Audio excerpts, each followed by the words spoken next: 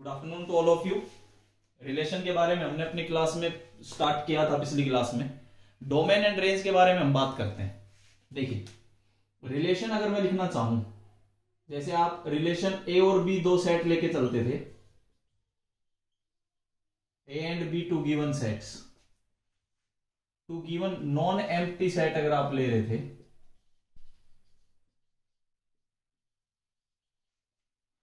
और आप यहां पे रिलेशन डिफाइन करते थे from A to B, relation from A to B, तो आप ऐसे डिफाइन करते थे, एक ऑर्डर्ड पेयर ए बी, पहला एलिमेंट ए से बिलोंग करेगा, दूसरा एलिमेंट बी से बिलोंग करेगा। Relation from A to B एक ऑर्डर्ड पेयर ए बी के इक्वल होगा, ठीक है, जिसमें पहला ऑर्डर पेयर का पहला एलिमेंट पहले सेट से, दूसरा एलिमेंट दूसरे सेट से, इसी के साथ आप कोई कंडीशन लेके चलते थे।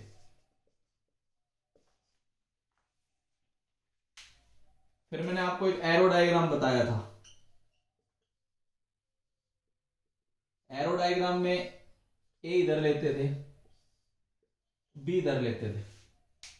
फॉर एग्जाम्पल, कोई भी मैं एक एग्जाम्पल लेता हूं, 1 2 3 ए बी सी, तो आप क्या करते थे, 1 की ए से जोड़ दिया, 2 को भी किससे जोड़ दिया, ए से, 3 को किससे जोड़ दिया, बी से।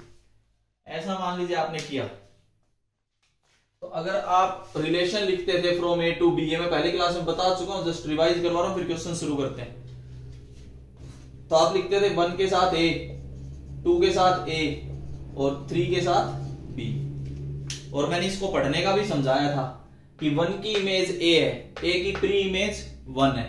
अगर मैं इसको उठा के लिखूं तो आपको दो तरीके से समझाया था, क्या कि इमेज ऑफ 1, ये तो ए है, कि 1 की इमेज ए है,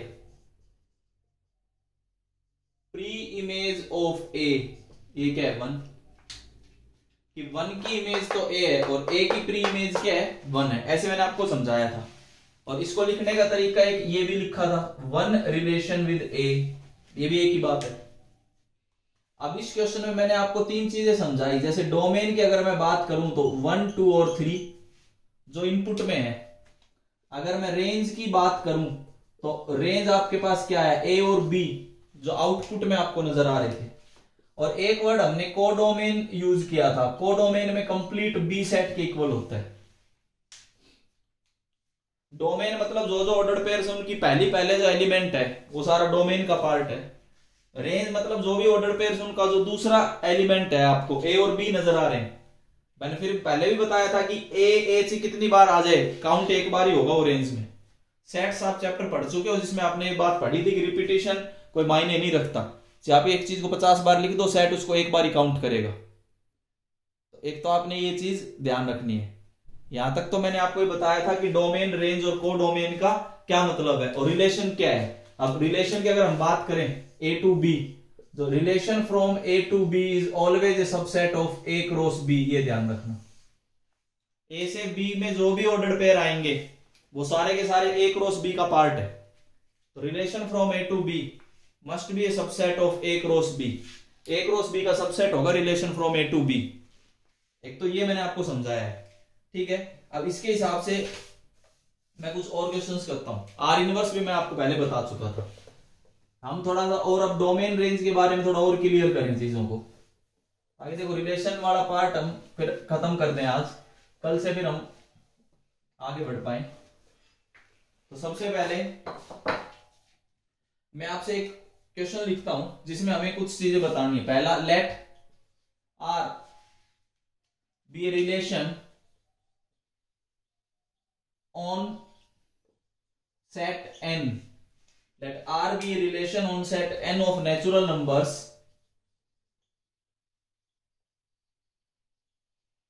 defined by, let R be a relation on set n of natural numbers defined by R is equal to a comma b ordered pair आएगा such that a plus 3b is equal to 12 और a belongs to natural number and b belongs to natural number। ये आपके पास condition. एक relation है from n to n, natural number से natural number में relation है, इसका मतलब a भी नेचुरल नंबर है, b भी नेचुरल नंबर है। इस कंडीशन को सेटिस्फाई करने वाले ऑर्डर्ड पेयर आपका रिलेशन का पार्ट होंगे। ये सब आपको दिया। इसके बाद वो कहता है फाइंड पहला R, domain of R and range of R।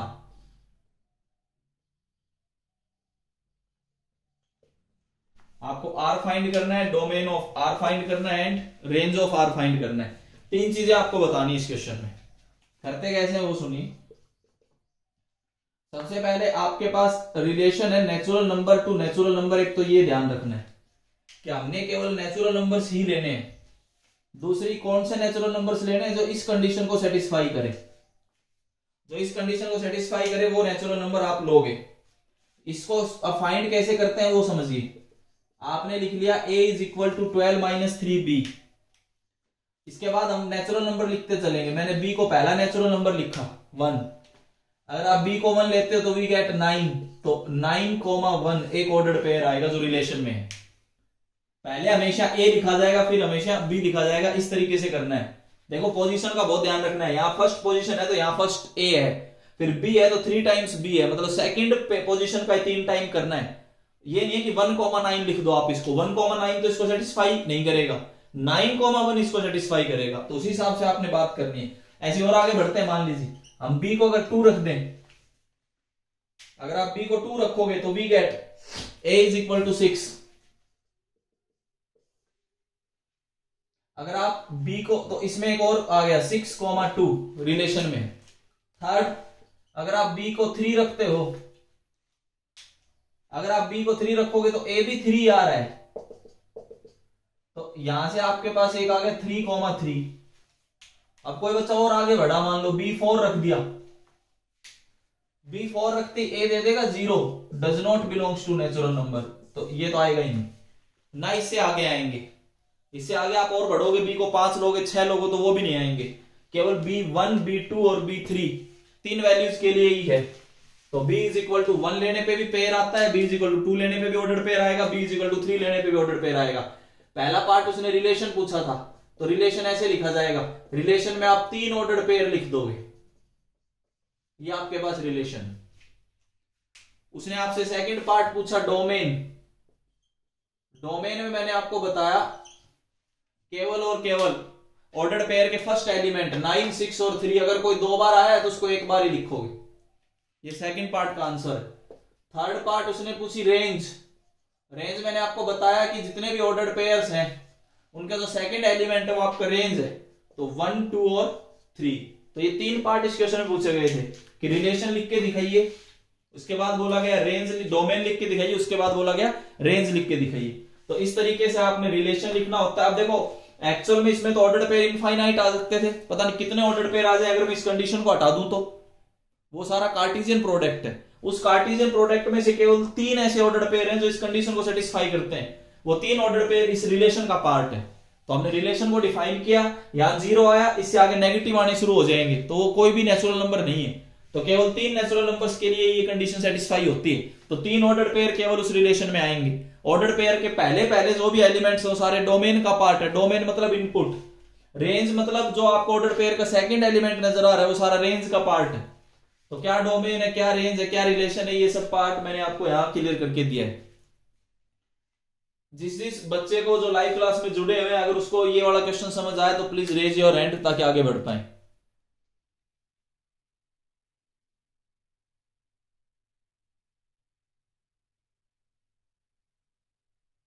Okay, इसका वाला और क्वेश्चन डिस्कस करते हैं। अभी देखिए, समझते चलेंगे, नोट्स बनाते चलेंगे। नेक्स्ट देखिए, डोमेन और रेंज के बारे में आज हम क्लियर करेंगे सारा।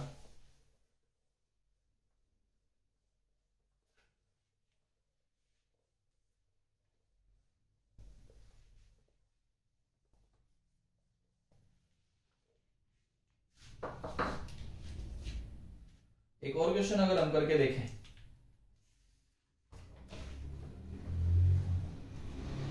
जैसे इसने दिया a relation are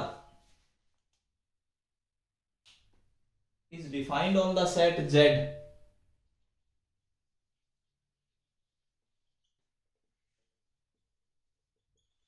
A relation R is defined on the set Z of integers as, कैसे डिफाइन होगा वो देखिए, x, y belongs to R. This implies, ये तभी होगा जब एक कंडीशन ये दे दी कि वो रिलेशन में वो ऑर्डर्ड पेयर आएंगे जो इस कंडीशन को सेटिस्फाई करते होंगे। इसके बाद वो बोलता है find R and R inverse and also their domain and range.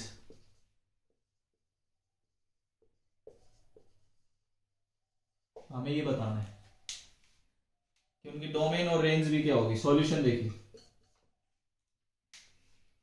Relation कैसे डिफाइन है पहले तो लिख देता हूं, Z टू Z, Z मतलब इंटीजर, ऑर्डर पेयर आपने लिया x, y, x भी इंटीजर होगा, y भी इंटीजर होगा, ये ध्यान रखना। और कंडीशन ये है x² plus y² is equal to 25। इस कंडीशन को सेटिस्फाई करने वाले जितने भी इंटीजर्स के ऑर्डर पेयर हैं वो सारे के सारे ऑर्डर पेयर आपको इस रिलेशन में लिख के दिखाने रहने चाहिए इंटीजर्स। अब देखिए करने का तरीका, आपके पास एक कंडीशन है x² plus y² is equal to 25। अगर मैं यहां से y फाइंड करूं तो कुछ ऐसा नजर आ रहा होगा,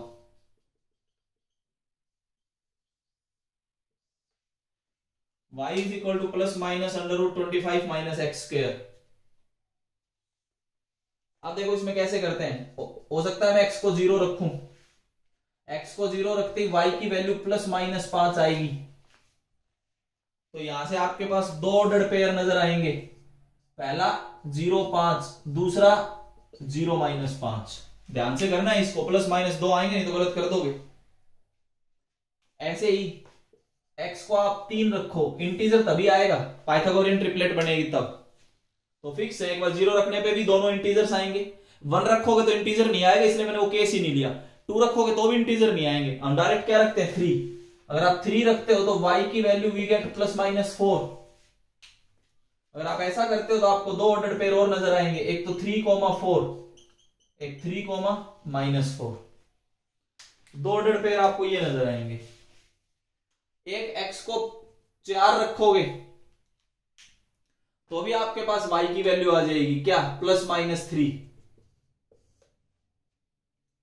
क्योंकि इंटीजर्स ही लेने होते हैं केवल, ध्यान रखना। तो पाइथागोरियन ट्रिपलेट ही लेंगे हम, तो एक में आएगा 4 3 और एक में आएगा 4 माइनस 3।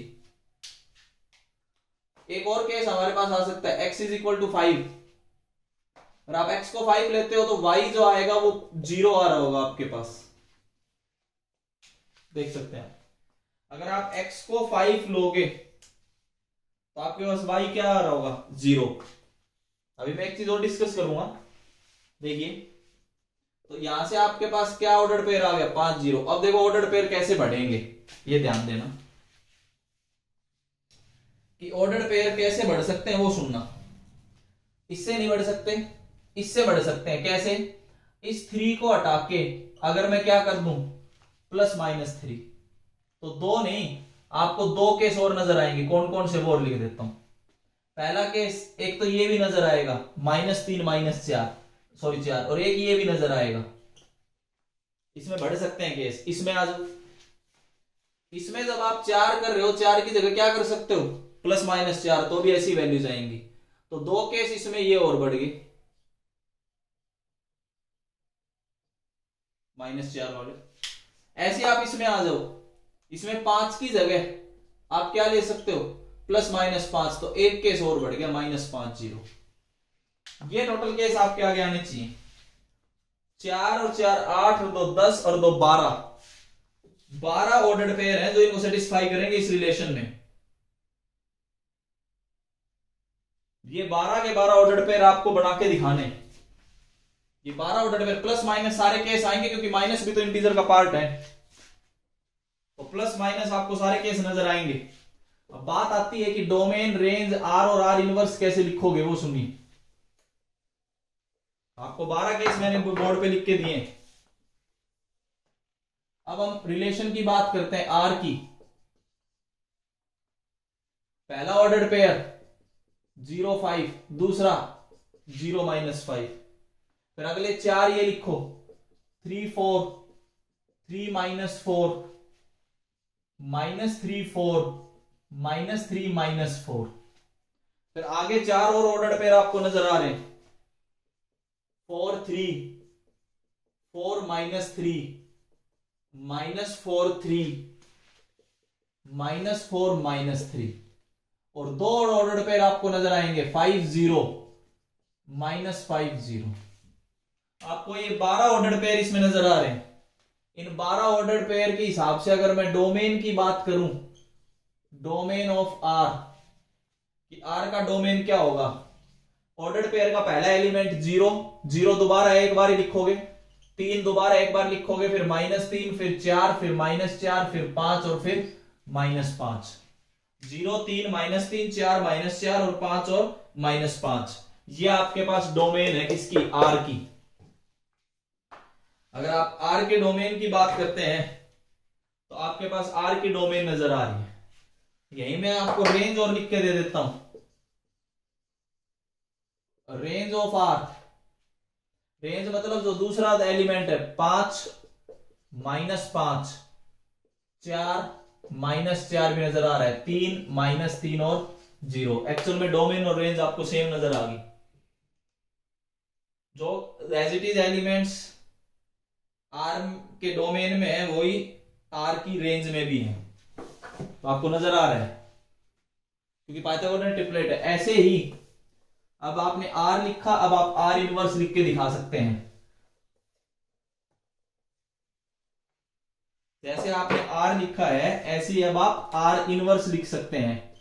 आर इनवर्स में करना क्या होता है, इन ऑर्डर्ड पेयर को उल्टा करते चलो। पहला आएगा 5 0, -5 0, 4 3, -4 3, 4 -3, -4 -3। ऐसे आप आगे बढ़ोगे, 3 4, -3 4, 3 -4 और -3 -4। मैं उल्टा करता चल रहा हूं इनको। फिर 0 5 और 0 -5। ये 12 ऑर्डर्ड पेयर, उसमें x, y थे तो इसमें y, x आएगा। ये 12 ऑर्डर्ड पेयर आर इनवर्स में है। इसी की हेल्प से आपने आर इनवर्स लिखना है। अगर आप यहां पे डोमेन की बात करते हैं तो जो भी इनपुट आपको नजर आ रहा है, जैसे 5 -5, 4 -4, 3 -3 और 0, ये इसकी डोमेन है। ऐसी इसकी रेंज सेम आ रही होगी। आउटपुट देखते चलो, 0 3 -3 4 -4 5 -5। ये इसकी डोमेन है, ये इसकी रेंज है। ये इसके लिए डोमेन, ये इसके लिए रेंज। तो लेकिन आपको सारे पॉसिबल ऑर्डर पेयर्स लिख के दिखाने होंगे। जैसे यहाँ पे 12 केस है, प्लस माइनस के सारे लिखोगे। अगर आपने एक भी केस छोड़ दिया तो ये समझ लो रिलेशन तो गलत है ही है, उसके साथ डोमेन के भी नंबर गए आपके और रेंज के भी नंबर गए, क्योंकि आपने सब कुछ गलत लिख दिया। तो इसलिए ध्यान रखना, डोमेन रेंज कैसे लिखते हैं। जिस बच्चे को ये क्वेश्चन समझ आया प्लीज रेज योर हैंड, ताकि और आगे हम कर पाए। लाइव क्लास में जो जुड़े हुए हैं, जिस बच्चे को ये क्वेश्चन समझ आया please raise your hand. Okay, देखिए नेक्स्ट क्वेश्चन की अब हम बात करते हैं। डोमेन और रेंज के बारे में आज क्लियर करो, क्योंकि टॉपिक थोड़ा थ्योरेटिकल है, कंपटीशन का इंपॉर्टेंट टॉपिक है, एनडीए के हिसाब से तो बहुत इंपॉर्टेंट टॉपिक है, इसलिए इनको सबको समझते चलो।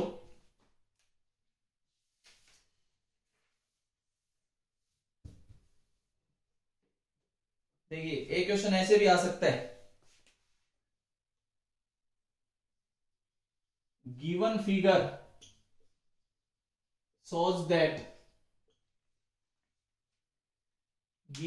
shows that shows a relation R between the sets P and Q,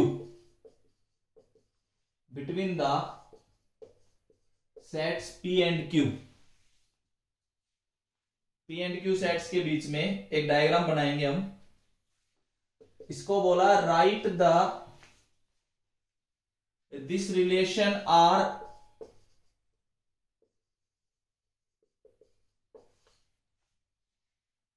इन, पहला पार्ट रोस्टर फॉर्म, सेट्स में मैंने आपको बताई थी रोस्टर फॉर्म, ऑर्डर्ड पेयर में लिखना है आपने। दूसरा सेट बिल्डर फॉर्म, ऐसे भी क्वेश्चन पूछे जाते हैं। एक डायग्राम मैं दूंगा, वो एक रिलेशन का डायग्राम होगा और उसको रोस्टर फॉर्म और सेट बिल्डर फॉर्म में बताना है। And what is its domain and range, उसकी डोमेन और उसकी रेंज क्या होगी। डायग्राम क्वेश्चन में गिवन है, ध्यान देना। ये जो डायग्राम मैं बना रहा हूं एक्चुअल में क्वेश्चन का पार्ट है। जो डायग्राम मैं अभी बना रहा हूं ये क्वेश्चन में गिवन है। यहां पे 9 4 25, इधर 5 3 2 फिर 1 फिर -2 -3 -5, और डायग्राम कुछ इस तरीके से दिया गया है। 9 3 के साथ अटैच है और 9 -3 के साथ अटैच है।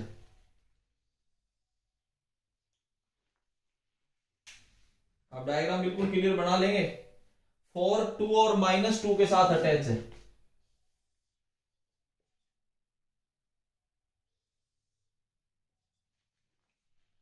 और जो है वो 2 और -2 के साथ अटैच है।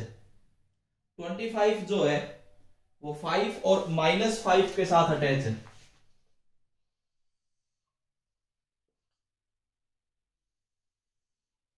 ये लो, ऐसे आपके पास डायग्राम गिवन है। अब इसको आपने रोस्टर फॉर्म में भी लिख के दिखाना है, सेट बिल्डर फॉर्म में भी लिख के दिखाना है, इसकी डोमेन भी बतानी है और इसकी रेंज भी बतानी है। देखो सबसे पहला पार्ट तो रोस्टर फॉर्म वाला सबसे आसान है। रोस्टर फॉर्म में तो ऑर्डर्ड पेयर्स लिखने हैं। ऑर्डर्ड पेयर आपको एरो डायग्राम से नजर आ रहे हैं। एरो डायग्राम में अगर आप रिलेशन लिखना चाहो तो देखो 9 के साथ 3 और 9 के साथ -3, आप चेक कर सकते हैं। इधर पहला एलिमेंट बोला जाता है, उधर हमेशा दूसरा एलिमेंट बोला जाता है। तो 9 के साथ 3 और 9 के साथ -3। दूसरा 4 अगर आप लेके चलते हैं तो 4 की इमेज 2 भी है और 4 की इमेज -2 भी है। तीसरा अगर आप 25 लेके चलते हैं तो 25 की इमेज 5 भी है और 25 की इमेज -5 भी है। ये आपके पास एक रिलेशन है जो मैंने रोस्टर फॉर्म में लिख दिया। रोस्टर फॉर्म में लिखा हुआ रिलेशन आपको नजर आ रहा होगा। अब सेकंड पार्ट जो आता है वो सेट बिल्डर फॉर्म का है। देखिए सेट बिल्डर फॉर्म कैसे लिख के दिखानी है। अगर ऐसा कोई क्वेश्चन आता है वो कहे कि इसकी सेट बिल्डर फॉर्म लिख के दिखाइए, तो देखिए ordered pair x, y such that, ये p मान लीजिए और ये q मान लीजिए सेट है। तो आप जो रिलेशन लिखोगे वो रिलेशन p से q में होगा। Relation from p to q, ordered pair का पहला एलिमेंट p से आएगा और ऑर्डर्ड पेयर का दूसरा एलिमेंट q से आएगा। ये तो कार्टेशियन प्रोडक्ट की डेफिनेशन है। कंडीशन और लगा देता हूं, कंडीशन है x is equal to y square. आप देख सकते हैं x is equal to y square की कंडीशन के आपको यहां पे 6 ऑर्डर्ड पेयर नजर आ रहे हैं। एक्चुअल में अगर आप टोटल ऑर्डर्ड पेयर्स काउंट करो तो 3 और 3 6 7 एलिमेंट तो इसमें और 3 इसमें है। तो टोटल कार्टेशियन प्रोडक्ट में p क्रॉस q में 21 एलिमेंट होने हैं। लेकिन 21 में से 1 2 3 4 5 और 6, 21 में से 6 ऐसे ऑर्डर्ड पेयर्स हैं जो किसका पार्ट है, रिलेशन का। वो एरो डायग्राम से आपको दिया गया था, उसको रोस्टर फॉर्म में कन्वर्ट करना हमारा काम था। यहां से आपका सॉल्यूशन शुरू है। उसको रोस्टर फॉर्म में कन्वर्ट करके दिखाया वो तो सिंपल, जिसके साथ जो एरो बना के जिसकी इमेज जो दी गई है वो सारे ऑर्डर्ड पेयर आप लिख दो। सेट बिल्डर फॉर्म में बनाने के लिए आपको थोड़ा सा समझना पड़ेगा कि यहाँ कंडीशन क्या चल रही है। यहाँ कंडीशन है x is equal to y square, 3 का स्क्वायर करते तो 9 आता है, -3 का स्क्वायर करते तो भी 9 आता है, 2 का स्क्वायर 4 आता है, -2 का स्क्वायर भी 4 आता है, 5 का स्क्वायर 25, -5 का स्क्वायर भी क्या आएगा 25। अब अगर ऐसी कंडीशन में लगाऊं तो relation from P to Q, इसमें ऑर्डर पेयर है x, y, सच दैट पहला एलिमेंट P से आएगा, दूसरा Q से आएगा। इस पे जो भी कंडीशन है वो मैंने लिख दी, x is equal to y square. ये आपका सेट बिल्डर फॉर्म है, ये रोस्टर फॉर्म है। अब उसने डोमेन और रेंज और पूछी थी, तो आप डोमेन और रेंज और लिख सकते हैं। रोस्टर फॉर्म से देख के आप डोमेन और रेंज आराम से लिख सकते हैं, जो कि इसका थर्ड पार्ट मान लो आप। अगर आप डोमेन की बात करो तो वो एलिमेंट जो ऑर्डर पेयर के इनपुट में, मतलब फर्स्ट कंपोनेंट 9, 4 और 25, ये आपकी डोमेन है।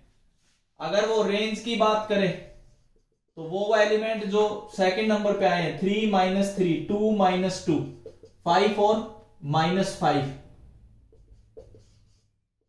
ये ऑर्डर पेयर आपको रेंज में नजर आएंगे। कोई आपसे कोडोमेन पूछे, कोडोमेन में कंप्लीट क्यू सेट आएगा, 5, 3, 2, 1, -2, -3 और -5, that is complete Q set. तो 3 चीजें आपसे पूछी जा सकती हैं कि क्या डोमेन है, क्या रेंज है और क्या आपकी कोडोमेन है। कैसे रोस्टर फॉर्म में लिखना है, कैसे सेट बिल्डर फॉर्म में लिखना है, वो एरो डायग्राम देके भी ये चीजें पूछ सकता है। एक बार मैं यार रुक के जो बच्चे लाइव क्लास में जुड़े हुए एक बार उनसे पूछता हूं, जिस बच्चे के क्वेश्चन समझ आया प्लीज रेज योर हैंड।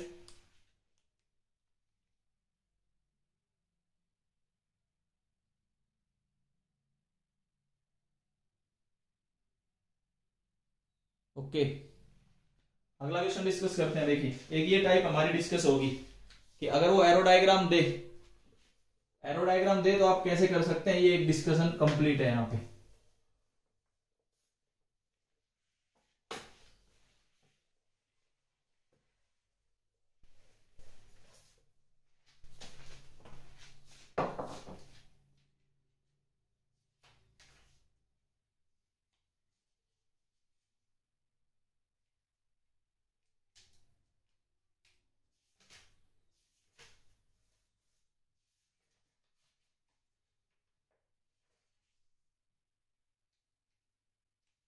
और हम बात करते हैं define a relation are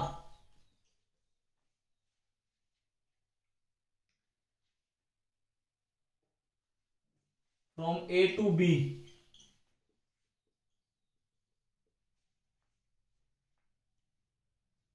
as, देखो कैसे डिफाइन किया गया वो मैं डिटेल दे रहा हूं। ए बोला गया 3 और 5, बी के बारे में बात करें तो बी है 7 और 11। अगर मैं रिलेशन डिफाइन करूं फ्रॉम ए से बी तो वो बोला गया ऑर्डर्ड पेयर, ए से आएगा, बी से आएगा, और इस पे कंडीशन दे दी कि a minus B is odd, a minus B जो है वो ओड है। फाइंड रिलेशन आर, हमें वो रिलेशन आर फाइंड करके दिखाना है। देखिए कैसे करना है वो सुनिए। ए हमारे पास है 3 और 5, contains only odd number, contains 2 odd numbers, यहां पे 2 ओड नंबर्स हैं। बी एक सेट है 7 और 11, कंटेन्स 2 ओड नंबर्स, यहां पे भी 2 ओड नंबर है, यहां पे भी 2 ओड नंबर, और कंडीशन कुछ ऐसी दे दी। कंडीशन है कि a माइनस बी ओड होना चाहिए। एज वी नो दैट, हमें एक बात पता है, difference of any 2 sets, 2 odd numbers, sorry, is always even. कोई भी दो ऑड नंबर आप उठा के देख लो, उनका डिफरेंस हमेशा आपको इवन नजर आ रहा होगा। इस पे काम अगर आप करें, difference of any two odd numbers is always even, कि दो ऑड नंबर्स का डिफरेंस हमेशा आपको इवन नजर आएगा। अगर ऐसा है तो this implies a minus B क्या नहीं हो सकता, ओड।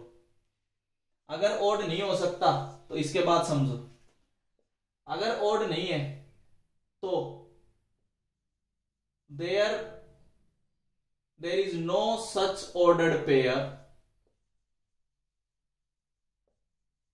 ऐसा कोई भी ऑर्डर्ड पेयर नहीं है। इसका मतलब जो रिलेशन आप लिखना चाहते हैं ए से बी, वो एक्चुअल में क्या है, फाई। फाई का या तो आप वॉइड रिलेशन भी बोल सकते हैं या नल रिलेशन भी बोल सकते हैं या एम्प्टी रिलेशन भी बोल सकते हैं। इसमें कोई भी ऑर्डर्ड पेयर आया ही नहीं, कोई भी ऐसा ऑर्डर्ड पेयर नहीं है। कार्टेशियन प्रोडक्ट में कोई ऑर्डर्ड पेयर आपको ऐसा नजर नहीं आएगा जो इस कंडीशन को सेटिस्फाई कर जाए कि a माइनस बी की वैल्यू ओड दे दे, क्योंकि आपको इधर भी ओड नजर आ रहे हैं, a में भी ओड, b में भी ओड। कोई भी आप पेयर बनाओगे तो ओड नंबर्स का ही पेयर बनेगा, जिसमें पहला कंपोनेंट भी ओड होगा, दूसरा कंपोनेंट भी ओड होगा। अगर आप ऐसा करते हैं, और हमें यह भी पता है कि ओड का जो डिफरेंस है,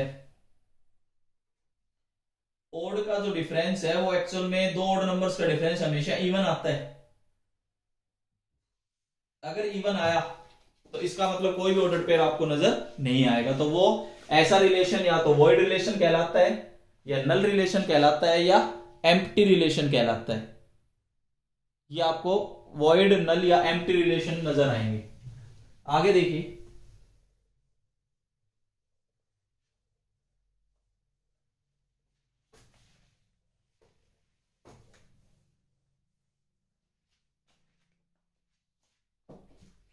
एक और क्वेश्चन हम डिस्कस करें। Find the domain and range of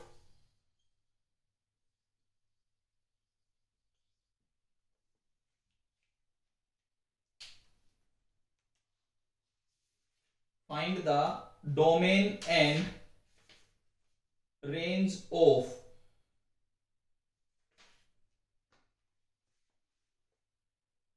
S लिख लेता हूं, आर या एस कुछ भी आप लिख सकते हैं। अगर आप एस लिखें या दो करता हूं मैं, पहला रिलेशन आर रिलेशन की कंडीशन ये है कि a comma B, a belongs to natural number, a is less than 5 और b इज इक्वल टू 4, पहला पार्ट। एस कंडीशन है a comma b